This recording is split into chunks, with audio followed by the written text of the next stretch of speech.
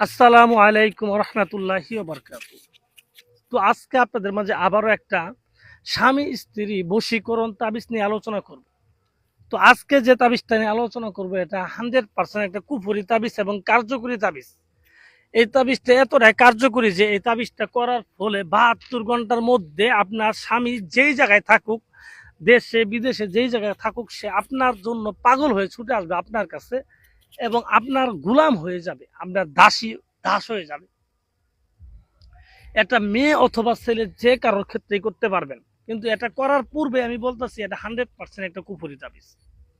তো যারা নিজের স্বামীকে বা নিজের প্রেমিককে বশ করার জন্য বা বিয়ে করার জন্য বিভিন্ন কবিরাজ তান্ত্রিকের পিছিয়ে ঘুরতে ঘুরতে জীবনটা শেষ করে ফেলালেন কিন্তু কাজের কোনো রেজাল্ট পারেন না, আমি ওই সব লোকদের বলবো আপনারা আর কবিরাজের পিছিয়ে না ঘোরাঘুরি করে আমার দেখানো তাবিজটা নিয়ে কাজ করেন, আপনি 100% কাজ হবে।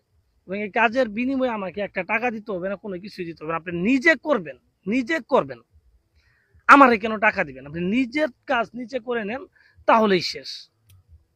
তো ভিউয়ার্স, অনেকে বলতে পারেন ভাই অনেক কবিরাজ তান্ত্রিকের টাকা দিচ্ছি কাজ হয় নাই, হ্যাঁ অনেক কিছু করছি, বীর্য দিয়ে কাজ করছি, মাসিক রক্ত দিয়ে কাজ করছি, অনেক কিছু বলতে পারেন।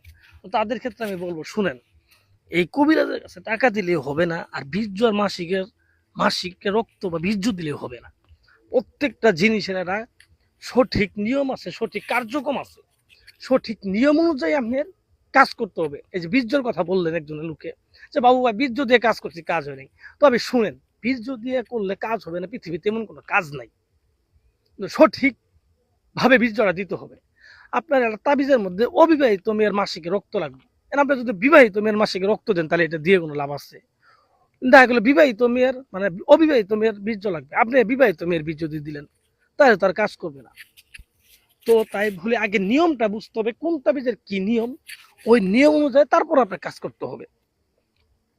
তো যাই হোক, আমি কথা বাড়াবো না। আজকে যে তাবিজটা নিয়ে আলোচনা করতেছি এটা খুবই গুরুত্বপূর্ণ তাবিজ এবং খুবই শক্তিশালী। এটা আমার মুখের কথা না, আপনারা করবেন, হ্যাঁ করার পরে তারপরে রেজাল্ট পাবেন, তারপর আমার বলবেন। তো ভিউয়ার্স, আসলে আমি আপনাদের মাঝে কথাটা বাড়াইতে চাইতেছি না, কথা বাড়াইলে সারাদিন কথা বলা যাবে, কিন্তু কথা বলার চেয়ে আপনার গুরুত্বপূর্ণ বিষয় হচ্ছে বিষয়টা আপনাকে বোঝানো। আপনার যদি আমি অল্প কথাতে বুঝাইতে পারি, সেই ক্ষেত্রে তো আমার এত কথা বলার কোনো প্রয়োজন নাই। কারণ কথা বেশি বললে যে আমি বেশি জানালা এরকম বিষয় না, খালি কলসি বাজে বেশি। তো যাই হোক, আসলে আমি কথা বাড়াবো না। কিভাবে কাজটা করবেন? এই কাজটা করতে হবে যে কোনো একটা মঙ্গলবারের দিন। আপনি মঙ্গলবার ছাড়া এটা কাজটা আজীবন করলেও কাজ হবে না, কিন্তু মঙ্গলবারের দিন করা লাগবে, কারণ এটা নিয়ম মঙ্গলবারের দিন করাই। মঙ্গলবারের দিন ঠিক দুপুর বেলা, সূর্য যখন মাথার উপরে, তো ওই সময় আপনাকে এই কাজটা করতে হবে। এই কাজটা ঠিক দুপুর বেলা নিজের ঘরে বসে লিখবেন, কিন্তু একা থাকতে হবে, কোনো লোক থাকা যাবে না, একাই এই তাবিজটা লিখবেন।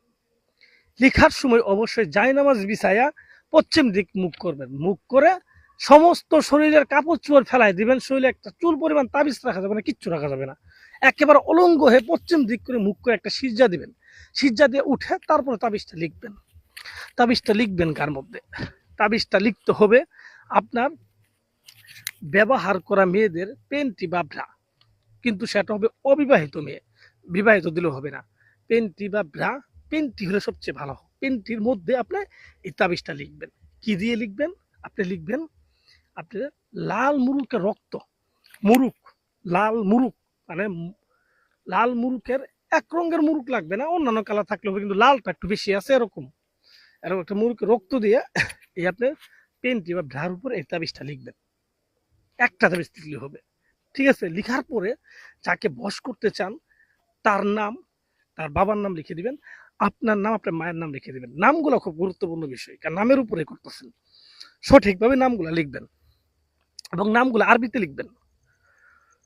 তো লিখার পরে আপনি এই পেনটিটাকে সুন্দর করে তাবিজটাকে বলডাবেন, বলডানোর পরে এই তাবিজটার উপর আপনি ওখানে বসে প্রস্রাব করে দিবেন। যদি প্রস্রাব দেরিতে আসে তাহলে ওখানে বসেই থাকবেন, একটু হলেও প্রস্রাব দিবেন। দেওয়ার পরে এই তাবিজটাকে আপনি যে কোনো একটা নাপাক জায়গা, যেমন প্রস্রাবখানা, বাথরুম, হ্যাঁ ময়লা জায়গা, এরকম একটা জায়গায় ফেলে দিয়ে আসবেন। ফেলে দিয়ে আসবেন, দেখবেন আমরা 24 ঘন্টার মধ্যে এমন একটা জিনে এই তাবিজটার মধ্যে এমন অবস্থা করব, এই তাবিজটা আগুন লেগে পুড়ে যাবে, আপনি নিজে যেয়ে পরের দিন দেখতে পারবেন। যখন দেখবেন আগুন লেগে পুড়ে গেছে, আপনি কবেন যে কাজ ওকে। এই ছেলে মৃত্যুর আগ পর্যন্ত কুত্তার মতো পাগল থাকবো, আপনার কুত্তার মতো।